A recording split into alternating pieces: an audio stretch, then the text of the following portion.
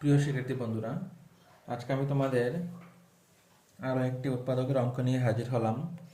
উৎপাদকের অনেকগুলো নিয়ম আছে, তার মধ্যে আমি দেখাবো মিডল টার্ম ফ্যাক্টর। তিনটি পদের মধ্যে প্রথম সংখ্যা আর শেষ সংখ্যা। প্রথম পদের সহগ হলো 6, শেষ সংখ্যা হলো 5।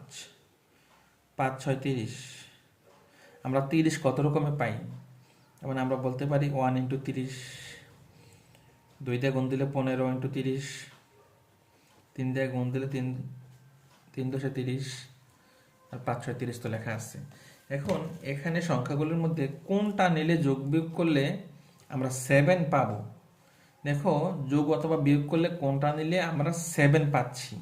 আমরা যদি 3 আর 10 নেই তাহলে আমরা কিন্তু 7 পেয়ে যাচ্ছি, আবার 3 দশে 30 মানে গুণফলটা পাচ্ছি।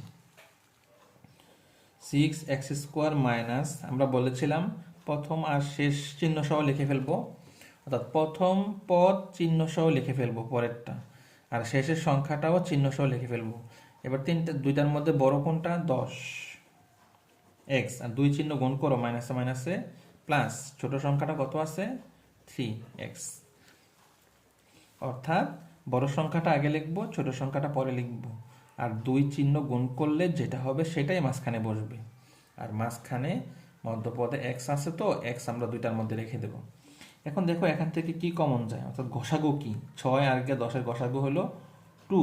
এখানে দুইটা এক্স আছে, এখানে একটা এক্স আছে, একটা এক্স কমন যাবে। তাহলে 2 দিয়ে ভাগ করে 6-কে 3, আর দুইটা এক্সের থেকে একটা নিলে গেলে আরেকটা থাকে। 2 দিয়ে ভাগ করে 10-এর 5, এক্স তো নিয়ে গেলাম। এখানে কিছুই কমন যায় না, তারপরও 1 কমন আছে। 1 কমন গেলে কোনো পরিবর্তন হবে না, এখানে যা পাবো এখানে আমরা সেটাই পাবো। দেখো, তাহলে 3x মাইনাস 5, 2x প্লাস 1, এটা হলো আমার অ্যান্সার। তোমরা আরও একটা অঙ্ক নিজেরা ট্রাই করো, তোমাদের জন্য একটা অঙ্ক দিচ্ছি। দেখো,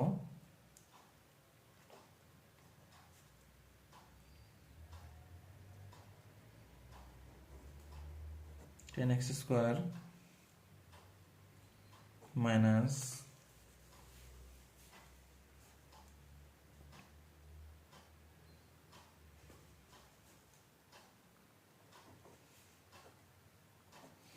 10x² মাইনাস এক্স মাইনাস 2। এই উৎপাদকটা করে তোমরা অ্যান্সারটা কমেন্ট বক্সে জানিয়ে দাও।